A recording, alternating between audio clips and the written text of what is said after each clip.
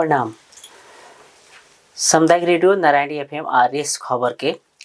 नारायणी चुनावी बहस में स्वागत करता नहीं हम शिवनाथ। इस चुनावी बहस में हमने निर्वाचन में लड़ल उम्मीदवार लोग से उन लोग के मुद्दा, उन लोग के एजेंडा, उन लोग के अभिन के अनुभव, ये घर दैलो में जाता लोग तो प्रतिक्रिया का मिल रहा बा, ये विषय में हमने बहस कर रहा बनी। और आज हमने संगे बहस करे के खातिर पर्सा क्षेत्र नंबर 1 के उम्मीदवार बनी उज्यालो नेपाल पार्टी के तरफ से उम्मीदवारी दिल बनी राजकिशोर सिंह पराग। वहाँ के खास करके हमने के चिन्ह जाला एक युवा बानी और उज्यालो पार्टी नेपाल जौन कुलमान घिसिङ के पार्टी से भी चिन्ह जाला, एगो स्वच्छ छवि के पार्टी बा। ओसे वहाँ के पर्सा क्षेत्र नंबर 1 में अपन उम्मीदवारी दर्ता करके मैदान में उतरल बनी और वहाँ के अपन जौन प्रतिबद्धता बा, जौन भ्रष्टाचार विरुद्ध के खातिर आंदोलन भई रहे, जौन परिवर्तन आइल बा, ऐसे भी वहाँ सबन ई मुद्दा के लेके जा रहल बानी, दौड़ रहल बानी, घर दैलो कर रहल बानी, प्रचार अभियान में जुटल बानी। ये घड़ी सामाजिक संजाल के वहाँ के भी भरपूर प्रयोग कर रहल बानी। देखल जाए तो आज हमने की वहाँ से ही बहस करम सन जी। कार्यक्रम में स्वागत बा अपने जी। धन्यवाद जी। सबसे पहले पूछल जाम अपने से कि प्रतिक्रिया का बा लोग के उम्मीदवार के घर में पहुँच रहल बानी, भेंट घाट कर रहल बानी, प्रतिक्रिया लोग के का बा? प्रतिक्रिया में नेम तो अपने के इस क्षेत्र में उत्साह नहीं है। काहे उत्साह नहीं के? वोटर में उत्साह नहीं के, मतदाता में उत्साह नहीं के, यहाँ के नागरिक में उत्साह नहीं के, निर्वाचन के लेके उत्साह ना होके के एक ही कारण है जे चुनाव से लेके चुनाव तक के जो एगो माहौल भइल इस क्षेत्र में कि चुनाव में एक बार लोग भेंट करी लो और फिर चुनाव में एक बार फिर भेंट करी लो। तो चुनाव से लेके चुनाव तक के जौन काम बाटे, जौन जे भी चुनाव लड़त ताटे, चाहे जे भी जीत के जा ताटे और एक ऐसा पहले भी जीतल हुए तो ओकरा से समन्वय करे के चुनाव में ही फिर पुनः समन्वय करे अयन जयन, ना तो वो अपन लोकेलिटी में जहाँ मानन तहाँ उतने पर भी सीमित रह जाइन और वो अपना आदमी में ही सीमित रह के जौन तक आदमी चल रहा है ओकरे परिणाम हमने के देखा निसन कि जे भी पुरनका पार्टी के बाद जे पुरनका दल के नेता लोग बा लोग वो अपन नेता में और कार्यकर्ता में कैडर बेस में ही बा लोग और वो कैडर बेस और नेता के ही मतलब वो लोग अपन वो लोग के बीच में जाता लोग और अपन बात बताओता लोग, कहता लोग, लेकिन मतदाता में कोनो किस्म के उत्साह नहीं के लोग। फिर भी हमने के ये बात लेके जाता निसन कि ये अब की बार के चुनाव खाली एगो सांसद चुने वाला चुनाव ना है। अब की बार के चुनाव तो ये समग्र में कहल जाए तो निमन और बेजाय के बीच के फर्क दिखाए वाला चुनाव हुए। निमन के पक्ष में अपने रहें के, बेजाय के पक्ष में रहें, भ्रष्टाचारी के पक्ष में रहें के, भ्रष्टाचार के विरोध में लड़े वाला के पक्ष में रहें। तो ये सब चीज़ के वो बीच दिखाए वाला ये चुनाव हुए, खाली वो सांसद चुने वाला चुनाव ना हो। उससे हम इस चीज़ लोग के में थोड़ा सा अन्योल बा जे केकरा के मत दिया कह के भी अन्योल बा और वो लोग अभी विचार भी कर रहा बा लोग, वो लोग के एनालिसिस, वो लोग के विचार विमर्श भी चल रहा बा जनता में, नागरिक में। काहे तो हम देखनी है जहाँ से हमारा फ़ोन ना आवे के चाहिए तहाँ से फ़ोन आवता और वहाँ जाके हम बात करतनी, वो लोग से सलाह सुझाव लेतनी और वो लोग के बीच में अपन वो लोग के सुझाव लेके और फिर पुनः अपन प्रतिबद्धता वहाँ जाहिर करके अगाडि बढ़ रहा बनी। तो ऐसे का लगताटे कि जे भी पुरनका पार्टी के, जे भी पुरनका दल के जे भी नेता वालों वो लोग से असंतुष्ट होके और मतदाता अभी सुरक्षित कहल जाए चाहे अभी उत्साह नहीं है कहनी है कि उत्साह नहीं है। खैर हमने कि अभी एगो बीच में निर्वाचन भैला से अथवा लोग कन्फ्यूजन भी हो सकता केकरा के का करे कह के। अब हमने कि अपने के बात कही जाए, अपने के पर्सा क्षेत्र नंबर 1 के बात कही जाए, खास के शुरू में अपने के बात कही जाए तो अपने एगो वार्ड अध्यक्ष रहनी, जीतल जनप्रतिनिधि रहनी, तो लोग वार्ड अध्यक्ष मेयर उप मेयर सोचेला, विधायक सोचेला, अपने एक ही बार सांसद में जंप कर देनी। लोग के कुछ माने जनता में भी का नाम बा, जनता में ये भी कथी का नाम बा कि जे वार्ड अध्यक्ष होके सांसद लड़बो जी, ये भी का नाम बा केकर का नाम बा जे उ पुरनका दल से हितैषी राखता, जे पुरनका दल से ओकर अपन स्वार्थ पूरा होता, वैसे व्यक्ति लोग कहता जे वार्ड से सांसद बनबो तक जहाँ तक कि अपन सहकर्मी जे भी वार्ड अध्यक्ष रहे लोग वो लोग ये बात रखताटे। तो वो लोग ये बात रखताटे ऐसे का लौकता का झलकताटे कि जे भी वार्ड में चुनाव लड़ी और वार्ड से ऊपर जाए की कोशिश करी तो ऐसन का निगेटिव कहल जाए चाहे परिवर्तन के विरुद्ध रहे वाला लोग का हुई कि जैसे रुकावट आई, लेकिन वो रुकावट वो बाधा तोड़ के हम आगाड़ी बढ़ल बनी। और ये आगाड़ी बढ़े के कारण एक गो रहे कि जेनजी आंदोलन के बाद जेनजी के मर्म का रहे, शहादत प्राप्त युवा लोग के मांग का रहे और जेनजी आंदोलन में घाइते साथी लोग के मांग का रहे और जेनजी साथी लोग के मांग का रहे वो मांग पूरा करावे खतरा वो मांग के अपने के मैंडेट के पूरा करा के अगाडि बढ़े खतरा जब 82 में जब चुनाव हो रहल बाटे इस चुनाव में युवा के नीति पर युवा के नेतृत्व चाहिए एकरे के पूरा करे खतरा हम अगाडि बढ़ल बनी साथ साथ कहल जाए तो हम जेनजी आंदोलन के 24 गते जब हम राजीनामा देनी तत्कालीन ओवरिया अपन जौन पार्टी से वड़ा में जीतल रहनी पार्टी से हम राजीनामा देनी वो राजीनामा देला के बाद में हम साधारण सदस्य से 10 दिन के बाद राजीनामा देनी काहे केहू कहे ना कि डरा के राजीनामा दिलावन केहू कहू ना जे ई चुनाव लड़े खातिर राजीनामा दिलावन हम ओ के चलते जेनजी आंदोलन के 24 गते हम राजीनामा देले बनी और 24 गते राजीनामा ई ला देनी चुनाव लड़े ना राजीनामा ई ला देनी कि जे अभी के जौन पुरनका पार्टी रहे उ पुरनका पार्टी के नेतृत्व से यह अवस्था में ई परिवर्तन समाज परिवर्तन देश परिवर्तन नहीं हो सकत जरा चलते हम राजीनामा देनी अपना आप में परिवर्तन लेनी अब हम ये कहे के चाहेम कि अपनहु लोगन अपना आप में परिवर्तन ले लगन मत परिवर्तन करी लगन अपने पार्टी परिवर्तन करी या चाहे ना करी वोट परिवर्तन करके आगाड़ी बढ़ी लगन और इस समाज के आगाड़ी बढ़ावे खतरा अपने भविष्य उज्जवल बनावे खतरा ई काम कईल जरूरी बाटे जी जैसे अपने कुलमान घिसिङ के पार्टी से जुड़ल बने नाम हो उज्यालो नेपाल पार्टी जेकर एगो स्वच्छ छवि रहे रिटायरमेंट के बाद वहाँ के एगो राजनीतिक पार्टी से जुड़ल बने वहाँ के संग जुड़े में अपने कितना सहज भइल जैसे वो पार्टी से जुड़ल बहुत सहज काहे सहज भइल कि जौन व्यक्ति कुलमान घिसिङ जी बानी वहाँ के सरल स्वभाव जब तक भेंट ना भई रहे तब तक तो एगो कतुलता रहे जे का बात हुई क्वेश्चन मतलब अनुभव रही कह के लेकिन वो बीच में जब बातचीत भइल हमनी के तो जेनजी आंदोलन के चीज जोड़ल गए उबरी हम राजीनामा दिल रही सब चीज देखल गए तो वो लोग हमार इतिहास भी पलटा के देखलक लो सब चीज देख के हमरा के उस चीज पर सम्मान कैलक लो अभी हम उज्यालो नेपाल पार्टी के केंद्रीय सदस्य बनी और साथ साथ ही उज्यालो नेपाल पार्टी के तरफ से इस क्षेत्र से निर्वाचन लड़े खातिर वो लोग प्रस्ताव भी कैलक लो प्रस्ताव हम भी स्वीकार करिए साथ साथ ही प्रस्ताव में जेनजी साथी लोग के भी आग्रह रहे और जेनजी साथी लोग के भी सपोर्ट रहे जरा चलते हम चुनाव लड़ रहा बनी अभी न तो चुनाव लड़े ही खातिर हम राजीनामा दे रही और ये राजीनामा दिले के बाद में पुनः जब चुनाव के लड़े के जब फिक्स हो गए तो वो बढ़िया हम वड़ा से राजीनामा देके और अभी चुनाव लड़ रहा बनी और जौन कुलमान घिसिङ जी एगो व्यक्तित्व ऐसा मानी जौन देश में प्रधानमंत्री और मंत्री जब हाथ उठा दिलक वो अवस्था में प्राधिकरण में रह के उज्यालो अभियान के चला के माने जितना 8 अरब से बेसी जो घाटा प्राधिकरण रहे उससे बेसी घाटा के प्राधिकरण के उससे बेसी फायदा में फेन लिया के और छोड़ो जो प्राधिकरण बाटे सँगसँगै अभी 18 घंटा के जो लोड शेडिंग रहे वहाँ के जब वहाँ गए नहीं और वहाँ प्रधानमंत्री और मंत्री तक हाथ उठा दिलक लोग नेखे हटे वाला हमनी से लोड शेडिंग के तालिका विद्यार्थी सब साटे अपन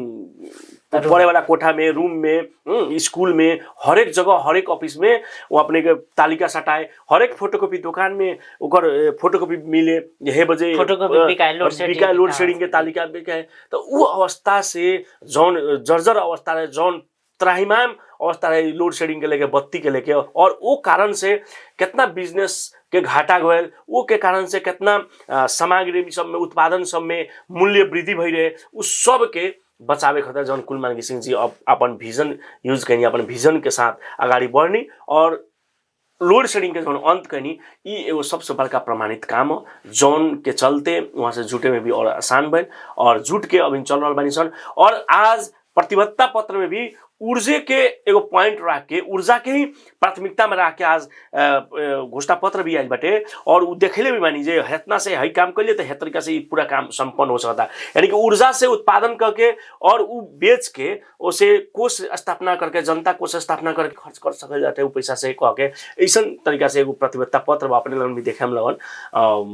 हमनी के अपन हमारे फेसबुक से भी उ सब चीज रखले बानी स्कैनर भी रखले बानी अपने स्कैन करके भी देख सकता लगन और साथ साथ हमनी के भी प्रतिबद्धता पत्र देख सकते हैं हमनी के भी यहाँ पर्सा जिला में भी इस क्षेत्र के देख के हमनी के भी अपन घोषणा पत्र ओकरे के मतलब एगो केंद्र बिंदु रख के और उहे चीज से हमनी के पूरा कर सकते हैं अपन भी अपन घोषणा पत्र जैसे वो बरा के में कहनी अथवा नेपाल के उज्याले में लिए आवल लोड शेडिंग हटावल तो सब लोग जानते बा में लेकिन अभिन के मुद्दा फरक बा अभिन के अवस्था फरक बा खास करके पर्सा क्षेत्र एक के जौन लड़ल बनी यहाँ के मुद्दा फरक बा समस्या लोग के फरक बा खाने पानी के समस्या बा शिक्षा स्वास्थ्य के समस्या बा एमे अपने के सोच का बा एजेंडा का देखिए शिक्षा स्वास्थ्य के जौन समस्या कहनी खाने पानी के जौन समस्या कहनी तो शिक्षा के अवस्था अपने देखिए जे सांसद रह चुकल बा जे सांसद बा नेता बा ओकरा गांव के स्कूल जाके देखी ओकरा गांव के स्कूल आज बंद होके वाला अवस्था में बाटे। वहाँ 25 गो विद्यार्थी बा और टीचर कुछ बाटे। आज नेता का विरोध चलता कहीं 20-25 गो एक्स्ट्रा विद्यार्थी लिया कहीं डाल दिल ये लोग अलग बात बा, लेकिन वो बंद होके वाला अवस्था में बाटे। तो आज सांसद के गांव के स्कूल के बंद अवस्था होके वाला अवस्था बा और उ एजेंडा देखावता अपन काम प्रमाणित करके देखावता जो हम पानी पिए नहीं हम पानी पिए भाई। जौन निर्देशिका के विपरीत तू काम कैल उ ना भी केहू रही तो निर्देशिका बमोजिम काम हो तो बहुत बढ़िया से काम हो, लेकिन उ निर्देशिका के विपरीत रह के जौन पानी पियावे वाला काम कर असुरक्षित पानी पियावे वाला जौन काम कैल उ ना भी रहता तो काम होइत, मंत्री ना भी रहता तो काम होइत, खाली सांसदों रहता तो काम होइत। काहे तो इस संकटग्रस्त क्षेत्र के घोषणा करके मध्य प्रदेश के और 20 के जौन स्पेशल जौन क्षेत्र घोषणा भई रहे उ क्षेत्र के घोषणा के माथत में रह के जौन काम सब भइल बा सन ऐसे का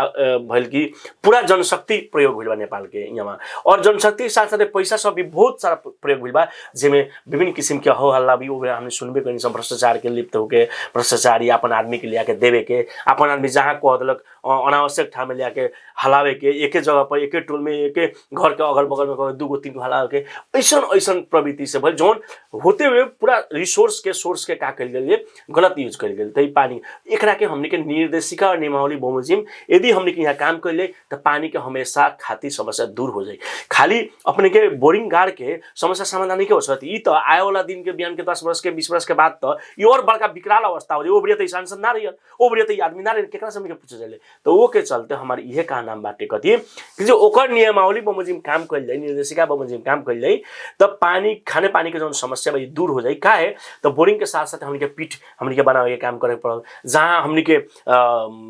वाटर रिचार्ज सिस्टम सब राखे के पड़ल ऐसे ऐसे काम करे बा साथ साथ नाला से कितना हमने के दूर रखे के बा कितना हमने के पास रख के काम करे बा साथ साथ दूसरा अल्टरनेटिव उपाय का हो सकता है इस सब चीज पर हमने के काम करे के बाटे। काम कल जाए जौन हमने के अभिन के अवस्था में खाने पानी मंत्रालय के जौन निर्देशिका बा जौन नियमावली एन बा एमे हमने के परिवर्तन करे खातिर हमने के लागल बन उमे हमार जोड़ रही पर्सा जिला निर्वाचन क्षेत्र में 1 लगायत मध्य प्रदेश में कौना सिस्टम से हमने के काम अगाडि बढ़ी एकरा खातिर प्राविधिक टोली मंत्रालय के आओ और ये पर काम करो उमे हमने के सहजीकरण हुई और एमे समाधान करे खातिर हमने के लागल जाए पानी। दूसरा का बात हमने कहे खाने पानी के साथ साथ ढल भी कई बहुत जरूरी बा। आज ढल व्यवस्थापन के बिना जाई गांव सबके जौन वार्ड सब बाटे जैसे हमरो वार्ड बा और यो सब वार्ड बा सब नाला के पानी अपने जाई नहर में जाता टे सारा नाला के पानी नहर में जाता थे। यानी आज सिंचाई करे वाला पानी सिंचाई युक्त पानी भी नहीं के हमने के सुरक्षित मिलत जो हमने के खेत में सिंचाई करी सकी सन ओकरा बाद अपने खाली पानी पिया देनी खेत में तो पानी ना पियनी जगह चलते आज किसान अनाज उपजावत रहे तो अनाज उपजाए वाला जगह पर पानी ना भइला के चलते किसान अनाज नहीं के उपजावे सकत अनाज उपजावतो बाटे तो अपने किसान के जौन उत्पादन बाटे अनाज बाटे उ अनाज के मूल्य अच्छा नहीं के मिलत ओकरा बड़ू घटावे के अति कोशिश कर रहल वाला व्यापारी लोग तो ये घटावत लेकिन उ किसान के बाल बच्चा के पढ़े खातिर जब स्कूल जाता थे तो इतना ना फी बेसी बाटे के किसान के अपन बाल बच्चा पढ़ावे नहीं के सकत। तो ये सब चीज का शिक्षा स्वास्थ्य और रोजगार के इतना ना विकराल अवस्था बाटे बिजनेस के विकराल अवस्था बाटे हमने के पूंजीपति और पूंजी के यहाँ सुरक्षा नहीं के पूंजीपति और पूंजी अब के यहाँ सुरक्षा नहीं के वो लोग के ऊपर धावा बोले के वो लोग पर धमकावे के साथ साथ कुछ गलत किस्म के 2-4 गो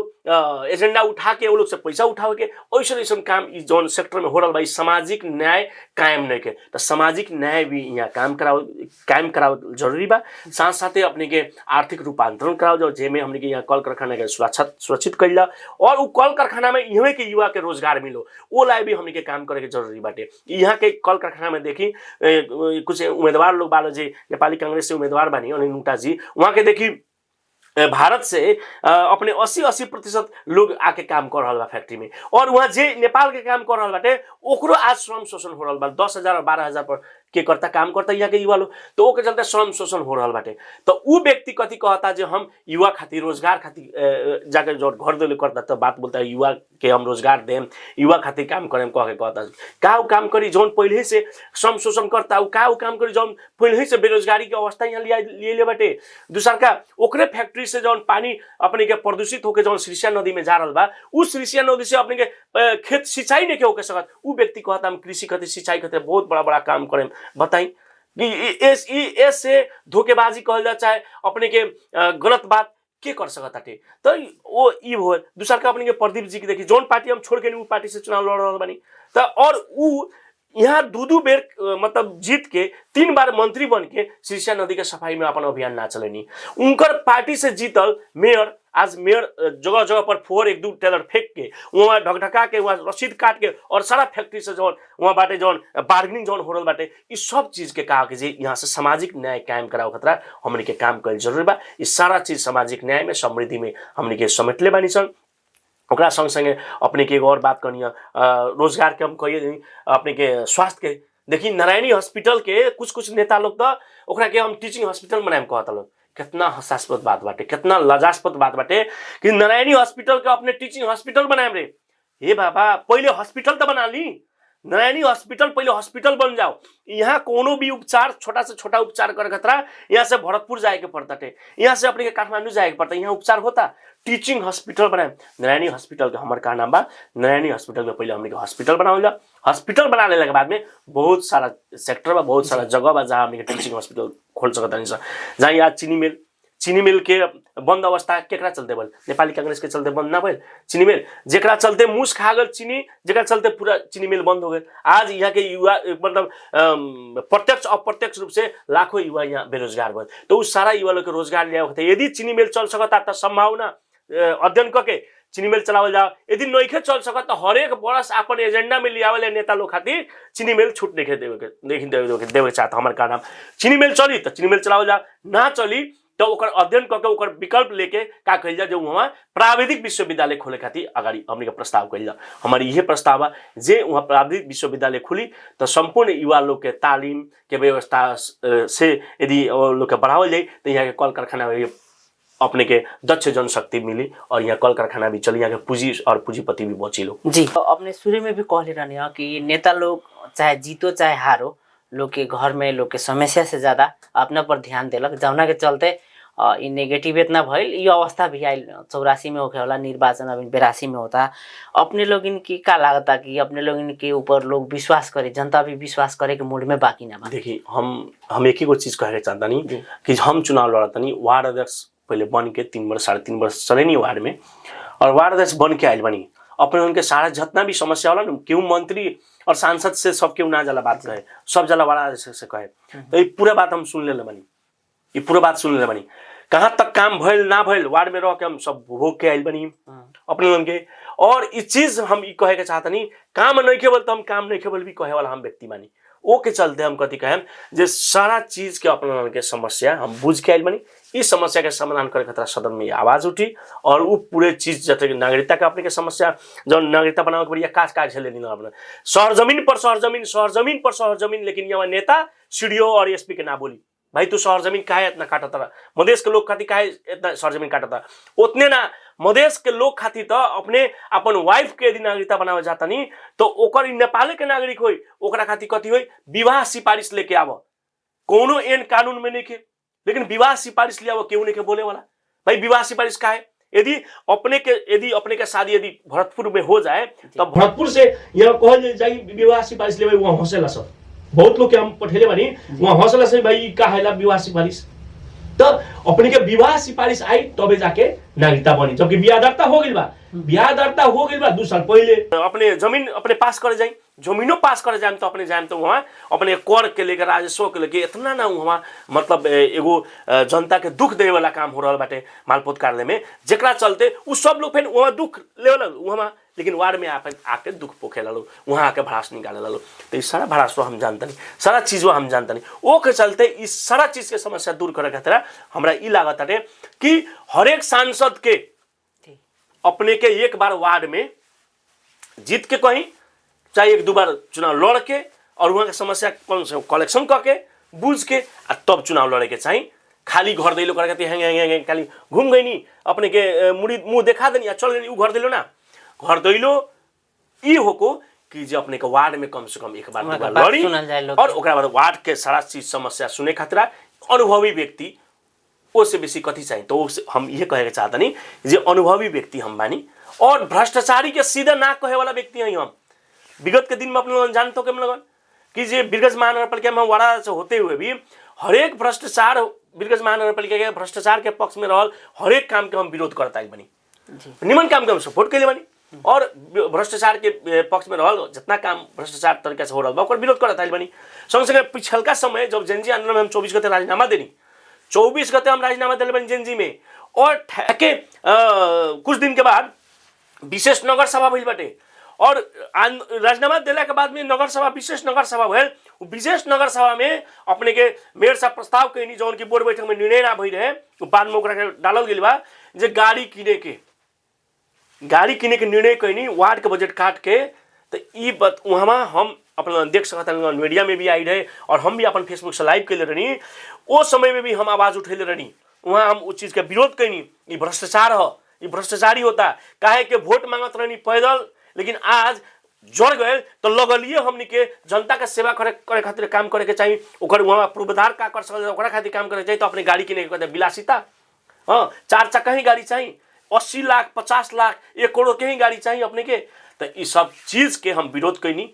जेनजी आंदोलन के बाद, जबकि हम राजीनामा दे चुके रहनी महानगर के उपाध्यक्ष पार्टी से, तब भी हम विरोध कैनी। वो बढ़िया राजीनामा दिला के बाद में तो हम अकेले रहनी, पार्टियों ना रहे साथ में, ओकरा से पहले भी पार्टी साथ में ना रहे, लेकिन हम एगो प्रमाणित करे के चाहते नहीं जे पार्टी भी ओबरिया जेनजी आंदोलन के बाद भी साथ ना रहे, हम राजीनामा दिले रहनी और ओकर हम विरोध कैनी, खड़ा होकर विरोध कैनी, नाराबाजी करके विरोध कैनी। और उमें कुछ हमार साथी लोग कुछ कहल जाए, हमार साथी तो कथी कहल जाए जे इस चीज़ के जरा अच्छा लगल वहाँ सपोर्ट भी कैलक लो, और खुशी के बात कही ठेक 10 दिन के बाद नेपाल सरकार से चिट्ठी आ गई कि गाड़ी नहीं किने के जो सब अपने ऐसा अभियान में बानी अपने के प्रति लोग के प्रतिक्रिया का बा, अपने घूमतानी का बा लोग के का मिलल अभी तक ले? हमार प्रति के प्रतिक्रिया कहल जाओ तो ये पार्टी नया है जी, वो लोग का हम पार्टी नया बा जी, और एमे जेनजी साथी लोग बा लोग। ई पार्टी के उज्यालो नेपाल पार्टी के उपाध्यक्ष राजेश पटेल हुअन, जेकर गोली लाग के जेनजी आंदोलन में गोड़ कट गई बा, उ व्यक्ति ई पार्टी के उपाध्यक्ष हुअन। लवरियो के बैंडेज बाने वाला ना, जेनजी आंदोलन में गोली लाग के गोड़ कटल बा, उ व्यक्ति ई पार्टी के उपाध्यक्ष बन उज्यालो नेपाल पार्टी के, जौन पहले राष्ट्रीय परिवर्तन पार्टी के अध्यक्ष रहलन, ई पार्टी मिला के उपाध्यक्ष बन जौन बांसुरी बाटे। और जौन रवि लामिछाने से आसपास से जौन धोखा मिलल, उ धोखा के पूर्ति करे खातिर राष्ट्रीय परिवर्तन पार्टी के भी मिलावल गए, बहुत जरूरी भी रहे, और वो लोग के भी चाहना रहे जी उज्यालो नेपाल के साथ मिलकर काम करे खातिर। और समानुपातिक में राष्ट्रीय परिवर्तन पार्टी से समानुपातिक गए जौन चुनाव चिन्ह हमने के बांसुरी है। तो एक तरीका से हमने के मिला के अब काम अगर बोली बा तो जनता के भी कहना हम कथी बा कि एमे जेनजी साथी लोग बा लोग काम करके प्रमाणित कर चुकल व्यक्ति कुलमान घिसिङ जी के नेतृत्व के पार्टी है, उ प्रति भी पॉजिटिव बालो। साथ साथ हम एगो अनुभव व्यक्ति भी बानी और भ्रष्टाचार के विरोध में हमेशा लड़त आइल बानी, जे भी जानता एकरा पक्ष में हमारा साथ खुल के बात करके चाहता, खुल के साथ में रहे के चाहता। सांसद के उम्मीदवार बानी, लड़ रहल बानी, हालांकि अपने तो वार्ड अध्यक्ष में जीतल बानी, अनुभव बा, लेकिन मधेश में निर्वाचन लड़ल मुश्किल बा कहला लोग, खर्चा बा ना ये हिसाब से अपने के हमरा बहुत आसानी बुझाता है, बहुत आसानी बुझाता है। हाँ लेकिन का हो जाता है केहू कहूँ जब जाइल जाता है तो ये बात प्रश्न करता लोग जी, प्रश्न का करता लोग इतना करोड़ों अरबों रुपया वाला के मतलब अरबों प्रति के जौन बीच में जब तू चुनाव लड़ाई बड़ा तो तू कैसे चुनाव में टिकब? वो लोग का कहना बा जे करोड़ों खर्च करिए सर। हमरा कहे के मतलब कथी है जे करोड़ों खर्च करे वाला चुनाव ही ना हो जी, उ रहे तो बीत गए, और ओकरा पीछे जाए वाला भी चुनाव ना हो। वो से हम कहें जे करोड़ों खर्च करता टे ओकरे पीछे जाए तो भविष्य अंधकार हुई, अपने के बाल बच्चा के भविष्य अंधकार हुई। फिर उहे हुई कि शिक्षा में अपने सरकारी स्कूल रही लेकिन वहाँ 500 रुपया तीरे के पड़ी, जबकि वहाँ निःशुल्क चाहिए, सिस्टम से निःशुल्क कहता, लेकिन साइड से 500 रुपया पान के दुकान में, किराना दुकान में लिया रजिस्टर पर कॉपी पर लिख के 500 रुपया तीरल जाता। सिद्धार्थ स्कूल में तीराइल रहे एग्जाम्पल बाटे, जौन इस चीज़ के बढ़ावा इहों के प्रशासन कहल जा चाहिए, इहों के हमने के प्रतिनिधि लोग कैले रहे लोग। तो ये से हमारा कहनाम कथी बा जे उस चीज़ के तोड़े खतरा हमने के कहा कि जे अब मत परिवर्तन कल जरूरी बा। यदि अपने पार्टी नहीं परिवर्तन कैले अभिनव तक तो कम से कम अपने वोट परिवर्तन करी और परिवर्तन के पक्ष में वोट डाली। फिर चुपचाप नहीं के डालेंगे, अपनी के सलाह करी, सुझाव ली, कौन उम्मीदवार कैसन हो ओकरो बारे में बूझ के तब आपन डिसीजन करी और डिसीजन करके वोट डाली। हमारे इतने कहा नाम बा कि जे चीज़ करोड़पति ना, पैसा और बाहुबली ना, परिवर्तन के पक्ष में वोट डाली। इतने हम कहें। जी, चुनावी बहस के खातिर समय देने एकरा खातिर अपने के बहुत बहुत धन्यवाद। जी धन्यवाद। कार्यक्रम चुनावी बहस आज के खातिर इतना ही। दोसर का एपिसोड में हमने फिर दूसरा के उससे बातचीत करबे करम सन। तब तक के खातिर हम शिवनाथ विदा होगतानी। प्रणाम, नमस्कार।